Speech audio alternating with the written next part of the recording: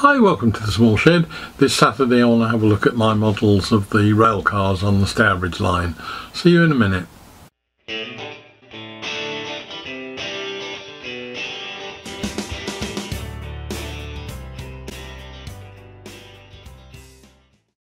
So I thought I'd have a look today at why I'm so interested in this line, and in particular the power cars. This is not something recent, and it's been going on for 14 years now.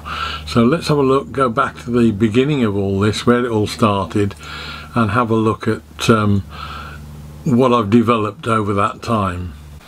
So here we go back to June 2006. I'm going away on holiday to Italy and picked up a railway magazine, modelling magazine, to take with me, and in there was a competition which they were running to build a replica of this PPM 50, and there was a drawing. So I thought, well, why not? And the upshot about 6 months later was my entry for the competition,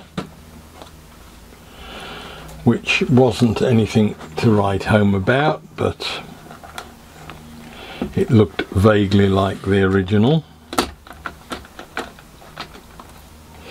and it worked. So I took a load of photographs of it, sent it off, and that was that. Thought no more about it. And then I got a notification through saying I was on a short list of entries, and eventually came back saying I'd won. But that was it. That was a model of the thing itself. It was reasonably accurate in that it had the chassis pretty much in exactly the same format, and the winning entries were given a prize at the end of it at the NEC, at the Model Railway exhibition there. The guy that was presenting the prize was John Parry, who is the chairman, MD, I'm not sure which, of Parry People Movers. And we had a long chat at the time, and also at the exhibition were Grange and Hodder giving out free models of a fold-up N-gauge Land Rover in etched brass, and that was also interesting to me because I'd never seen that sort of thing done before. It was still relatively new as an idea to me. And I started to think more and more about this. John wanted to borrow this for his own purposes, for marketing type things, and he was talking about doing some limited amounts of models for his customer or their shareholders. But there were a number of things wrong with it. The windows are all made up out of folded brass nickel silver railway line, all bent to shape individually. So you've got 1, 2, 3, 4, 5, you've got 10 of those frames, and as everybody knows, I can't make 2 of anything the same size. So there was a problem with those. They were a bit wonky. The actual roof at one end was, you can see, I'd had to hack out bits to make it fit better. It'll only fit on properly one way round. But I had used a few different techniques in that. I'd made a master for the end of the roof, because there were 2 of those, in plastic card. I'd made a master for the front of the under tray on the actual part of it that carries all the wheels and everything, and I'd made a master for the end of the cab below the windows, and that sat on top of that. That helped me because, as I say, it got both ends the same. It was the windows that were wrong, and from those I made resin casts for the corresponding pieces, and that in itself was a first for me. I'd never used resin to cast, never made any moulds before, so that was quite interesting.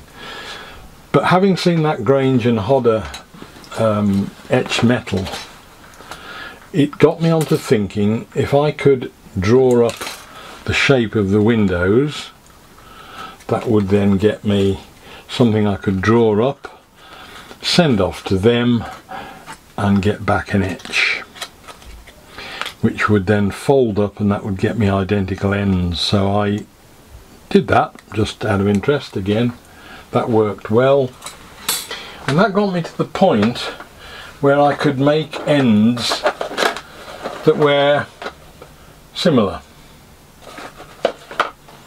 So I started to make a couple of those up. Still wasn't entirely happy. There were a few things wrong, and indeed, being the sort of sad person I am, I did do a list of things that were wrong with them.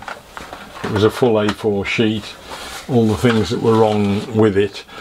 That was too bulbous, some of the shapes weren't quite right, but essentially I had got that part solved.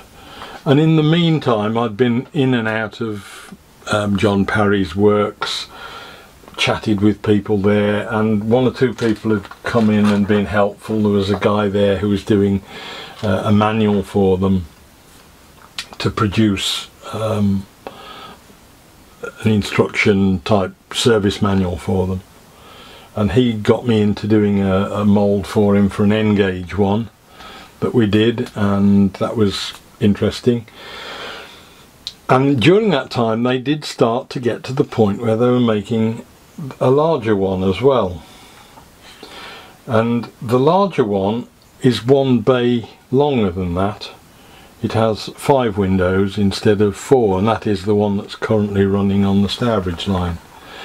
But Will, the guy that was doing the manual, also got me involved looking at etched laser cut timber, MDF, which he'd got access to, and we were playing with the idea of making a box which had the sides all etched, laser cut I mean, in MDF. That was interesting. I started off with the new longer one and made a new base, and again that's a master that I made up, and what that effectively gave me was a base, a middle, 2 ends,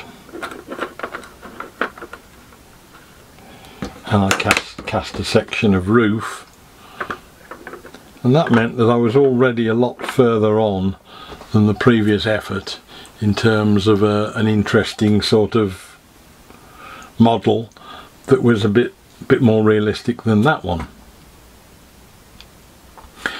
So far so good. Then I got an email from somebody on one of the railway modelling forums saying they'd seen my model and had I got any castings or anything they could have. Their son had been on it with them and was interested, and he wanted to try and make a model. So I sent him a load of stuff off, and we met once or twice at railway exhibitions, became sort of email friends if you like, and transferred a lot of information between ourselves. And out of the blue he started to work on developing a propulsion setup and got involved with one of his mates who was a small-time railway modelling manufacturer, and he said, your ends, yeah, they're wrong, the best thing to do is to go out and 3D print a new one. Well, again, of course we're into new technology, stuff I can't do, I hadn't got a clue, but I passed him some drawings. Lo and behold, 100 quid for the print later. He produced for me a 3D printed model of the end, which was dimensionally absolutely spot on. From that I cast 2 ends in resin.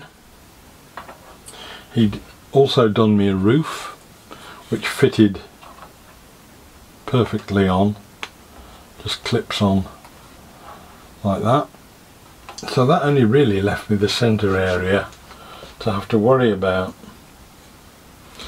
And at that point I came back to Grange and Hodder thinking etched brass. By that time they'd stopped accepting artwork that was done by hand. They would only accept CAD design artwork, which again was something I hadn't got. But one of my colleagues in the Model Railway Club in Leamington was an ace with CAD work. He's the guy I do the painting of locos for, so he owed me a favour or two. He came up with the artwork, and we then got some very nice etched brass sides. So apart from glass, pretty much there. And again, modern technology being what it was and giving you access to all sorts of industrial processes that used to be just commercially available, but you can now just walk in and organise it yourself, very often without even going to the place. And I got some laser cut acrylic in I think it's 2mm acrylic. So essentially now I've got a kit of parts for these things, or indeed I've probably got a kit of parts for 10 or 20 of these things. The acrylic's still got its film on it, but essentially this all clips together to make a box. That box sits in the middle the same as the other one used to. I've got a resin cast roof. I've got resin cast ends, all of which is much better than the original effort that I made. Oh, and in addition I also ordered on the etch a whole load of other small things like windscreen wipers and that, which took ages to build in the first place, which will make this so much easier to assemble. Beauty of this is that because that is essentially exactly the same as that, but that much shorter, it means I can very simply make a model of the original PPM that ran the line, purely and simply by just shortening it one bay and cutting a section out of the skirt and the roof. So that's going to make that much quicker. To make the pair of cars which run on the line will not take a great deal of time, because it's almost now a plugged together job. And there are a whole load of other things that they were developing which have never come to anything but are still interesting, like a one-ended double car that was made out of two of these things with flat ends on between the ends and bogies on them. All sorts of different things, all using the same components. So that's where we are at the moment. 14 years it's taken to develop something, to product develop something from there to here. So that's the story of the car models, but it's not really a story about the cars. It's about how technology improves, how processes that are available to industry suddenly then start to become available to individuals. It's not just this railway modelling or anything. All sorts of things that you can now send off, get things laser etched, laser engraved, CNC cut. To some extent there's an argument that it's de-skilling all sorts of things, but it does ultimately produce a much better product. And the other thing that's also come out of this is how networking, friendship groups all conspire together to help one another with things like this. There's no way I'd have got anywhere near where I've got to were it not for people who just off their own bats, for no reason, not having been asked to do things, will suddenly come up with something because they've got a skill that they can share with you. Very often it's a two-way thing, and that's fine, that's what it's all about. But it is interesting to see how well these things work sometimes. It all comes together to produce something for you. It just shows sometimes that whatever you give, you very often receive tenfold. So hope it was of interest to you. Look forward to seeing you next week, and we'll get building something, I'm sure. See you then. Bye.